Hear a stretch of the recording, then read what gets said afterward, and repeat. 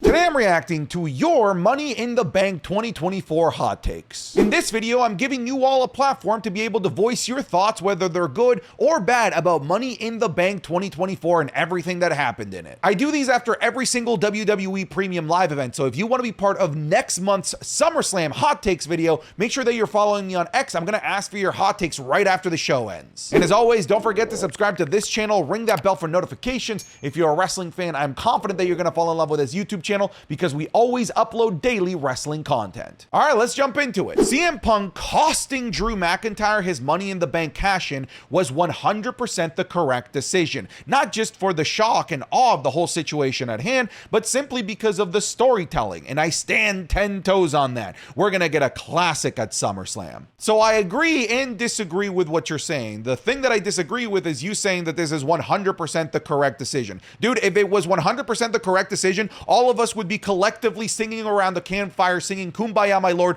holding hands, happy about the decision. But most of the internet is up in arms. I sit on the opposite end of the field with you. I think that this was 0% the correct decision. Do I agree that this helps further the storyline and the narrative of Drew McIntyre versus CM Punk, and this is setting up a SummerSlam classic? Of course, absolutely, this adds more fuel to the fire of this massive feud. Here's the thing, you are adding fuel to something that was already a statewide forest fire. It didn't need any more justification for this to be a blood feud. This was already the best feud in the WWE. This was already the thing that we were looking forward to the most at SummerSlam. This was already a SummerSlam closing match type of feud. It was already there. The Money in the Bank briefcase and the cash-in did not need to be burned to elevate this feud that was already at the peak of the mountain. It doesn't make sense to me, frankly. I think it's weird to use a plot device like the Money in the Bank briefcase, which is designed to further championship feuds and create championship storylines,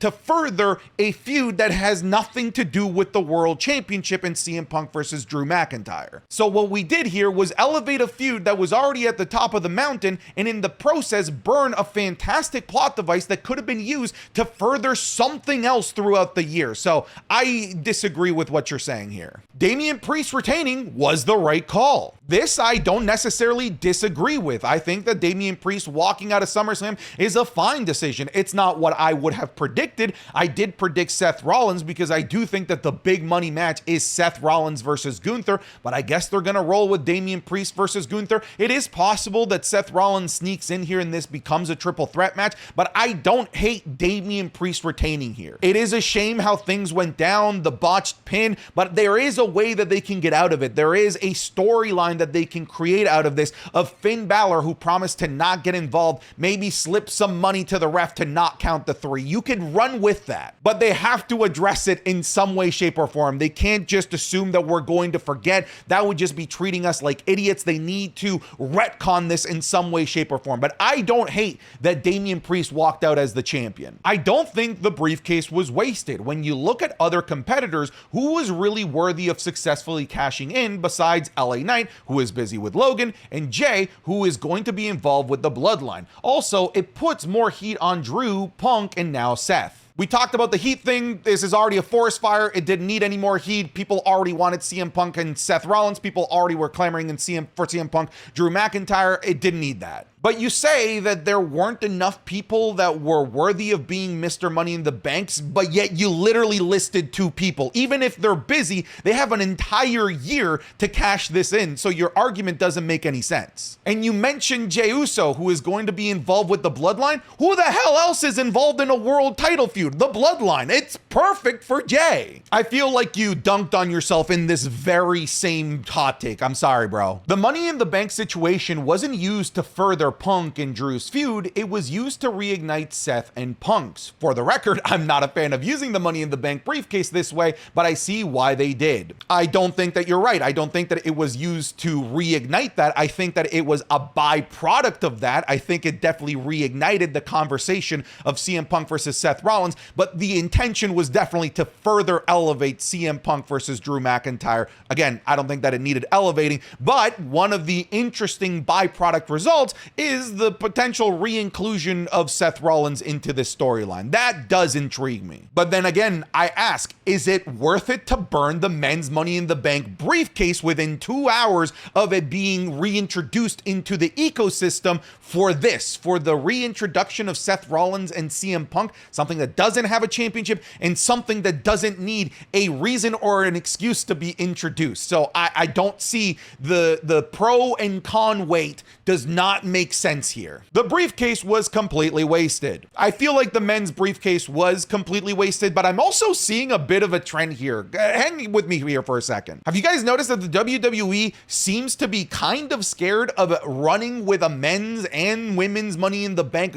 briefcase holders for an extended period of time? Because for a really long time, they burned the women's briefcase like on the same night. The last one, Io Sky, didn't hold it for more than a month. And now here we're doing it again where we burned the men's briefcase and maybe we'll let Tiffany Stratton run for it for a while. So maybe the WWE doesn't feel comfortable having two briefcase holders having this power for such a long time on WWE storytelling. Maybe that's hard to write for. I do think that the men's briefcase was burned far too quickly. I feel like you could have done so much more with it. It sucks, but maybe Tiffany Stratton will help compensate and have a fantastic Miss Money in the Bank run. Braun Breakker losing completely ruins his moment. I think more than anything, it ruined this awesome momentum that he had. I don't think that he's ruined per se, but I feel like they did a really great job of creating this aura of him being the next unstoppable guy, of him being this Goldberg. Maybe the WWE didn't want that though. Maybe the WWE wanted to get Braun Breakker's first loss out of the way so that it doesn't become this booking handcuff of him not being able to lose. So now that that's out the window, maybe they can be a bit more creative with Braun Breakker. So I'm just trying to see the silver lining in this decision. So him losing, although I still think it's the wrong call, I really feel like they should have rode this momentum. He should have become the Intercontinental Champion, and him and Tiffany Stratton should have been standing tall during this show to show the world that the next crop of NXT call-ups are bad motherfuckers. What was odd about this was the match itself. There were moments of that Braun Breakker intensity, but it never reached the levels that we saw him have on his matches in Monday Night Raw and his segments on Monday Night Raw. It just sort of felt like he was more so walking through the paces as opposed to going full tilt like we've been seeing him do. I still think that Braun Breakker is going to have a massive career. That Intercontinental Championship, he's going to win inevitably. I am confident of. Maybe they just wanted him to win it at a bigger show like a SummerSlam, but I do think that to a degree this does hurt his momentum. I don't think that it halts it. I don't think that it stops it, but I do think that it was a bit of an odd call to book things the way that they did, for him to lose as cleanly and as easily as he did, because all it took was one hell of a kick, and that to me just isn't synchronous with what they were showing us on Monday Night Raw leading into this, that Braun Breakker really was this unstoppable badass. Jey Uso being called main event while losing every big match is ironic. My guy keeps getting screwed over while being the most over in the company. IC title, King of the Ring, World Heavyweight title, now Mr. Money in the Bank. All of this is true, and I've noticed that as well. I think the WWE is just so trepidatious and concerned about actually pulling the trigger on Jey Uso. I want to give Triple H the benefit of the doubt, and he's absolutely earned it. I am definitely somebody that trusts the process, but sometimes they make some decisions in the process that are a little bit bewildering. I think that this Drew McIntyre stuff is definitely one of those. I'm still here for the ride, don't get me wrong, but the Jey Uso situation is another one. How long are we supposed to believe that he is this main event guy? How long are we supposed to believe that he's going to win a big one when he continuously loses time after time after time whenever he's put into a big match situation where there is something big that he can win in terms of singles accolades? He hasn't been able to do so yet. WWE still won't pull the trigger on him, and it's odd. It really is a little bit weird. I'm with you. It's odd to call him main event Jay. When it comes to the main event, he loses every time. This is it. I remember seeing this. Oh my God, no way. The production of this is genuinely fantastic. Oh my God. Oh my God. Oh my God, dude, this match is great. That, folks, was a preview of this week's Wrestling is Cool Match Club, which is available exclusively over on patreon.com/SantiZap. This week, we're looking at the very first ever Money in the Bank ladder match at WrestleMania 21. We're looking at an indie classic between Walter and Will Ospreay. We'll also be looking at the debut of The Fiend Bray Wyatt against Finn Balor at SummerSlam 2019, and the criminally underrated Fatal 4-Way match at SummerSlam for the Universal title between Brock Lesnar, Braun Strowman, Roman Reigns, and Samoa Joe. You're going to be getting these watch-alongs and more, like the Raw review, SmackDown reviews, the Wrestling is Cool podcast 3 days early, all over on patreon.com/SantiZap. We unfortunately cannot show these on YouTube. It is impossible. The only place to get the watch-alongs is on Patreon. So come check it out. It'll be the top link in the description or the link that's in the pinned comment. I think that you're going to like it, even if you just try it out for 1 month. All right, back to the video. Seems like every women's main event during pay-per-views seem to be way better than the men's. I'll say this, every gimmick pay-per-view, the women's match so far this year has been the better of the two. I think that the women's Royal Rumble was far and away way better than the men's. I think that that women's Royal Rumble is one of the all-time Royal Rumble matches. So there's one. The Elimination Chamber, I think the women's chamber was also better than the men's chamber as well. And I think that the Money in the Bank ladder match women's edition was better than the men's. So there is something to point out there. Some of these women just go out there with, I don't know what it is. Maybe they have the massive chip on their shoulder to try and outstage the guys to show the world that women's wrestling is fucking awesome. And they've been doing it every single time. You're right. The women have been stealing the show, especially in these multi-person gimmick matches throughout the year. Anyone else could have won the briefcase. CM Punk could have just screwed Drew out of the ladder match, or the championship could have been a triple threat with Drew at the start. The briefcase wasn't needed. I think the big concern is that the briefcase was burned. You're right. I feel like there was enough justification for this to have been a triple threat match right off the get-go, because Drew McIntyre got completely screwed out of his championship opportunity match at Clash at the Castle. I feel like he was justified to get another chance, and you could have added Seth Rollins in there, and it could have just been a triple threat off the get-go. You could have gotten to the same end result without burning the Money in the Bank briefcase. That is the big problem, that you burned such a fun and important plot device so quickly, and it's out of the ecosystem for the rest of the year. You're right in every sense of the word here. I agree with you. Chelsea Green needed that win way more than Tiffy. Tiffy can win titles with or without. That actually was an argument that I made in my predictions video. I do think that Tiffy winning is perfectly fine. I think she's a great winner, and to me it was either Tiffy or Chelsea Green. Either one of those choices, I think that I was going to be happy, and the wider WWE internet wrestling community was going to be happy. But I did say that I felt like there was a window for Chelsea Green, and that window was this year's Money in the Bank, and they decided to not pull the trigger on her. Maybe that's not where she's destined to be. Maybe she's not destined to be a women's world champion, but Tiffany Stratton sure as shit is. So if they decided to pull the trigger on Tiffy, I'm fine with it. But the window was open for Chelsea Green. It was there, and WWE chose to not take the opportunity. Still, she stole the show. Maybe to the point where she becomes undeniable with the fans, where the WWE has no choice, I should say, but to push Chelsea Green. Santi only got 1 out of 5 predictions right on this PLE. He is clearly washed at this whole predicting thing. Shaking my head. I thought you had the script. How the mighty have fallen. Or maybe I purposely got everything wrong to take you off the scent about the fact that I do have the script. Did you ever think of that, Sophie? But yeah, this was a rough predictions for me. I think this is my worst one since I've started making predictions videos. To be fair, at least, there was 2 gimmick matches with 6 potential winners on each side. So what, I had like a 33% chance of potentially picking the wrong one. Anyways, either way, this was a rough one. Worst show of the year. The only good thing that happened on this show was Tiffany winning. There were too many boneheaded decisions on this show. The biggest one was Drew wasting the briefcase for a year. So I was looking at the main roster PLEs, and I think I agree. I do think that Money in the Bank is the worst one of the year, but I also want to remind everyone that this would have likely been the best PLE of the year under the Vince McMahon era, because there was still a lot to like here. It was just the booking decisions that were a little bit funky at the start of the show, but I think the match quality, everything that we saw in there was admittedly very, very good. But yeah, the booking, it left some bits to be desired, that's for sure. But I do think when I look at Royal Rumble, Elimination Chamber, WrestleMania, Backlash, King and Queen of the Ring, Clash at the Castle, that I think I would put this one at the lowest level. I think maybe it would be right below Elimination Chamber in terms of where I would put it.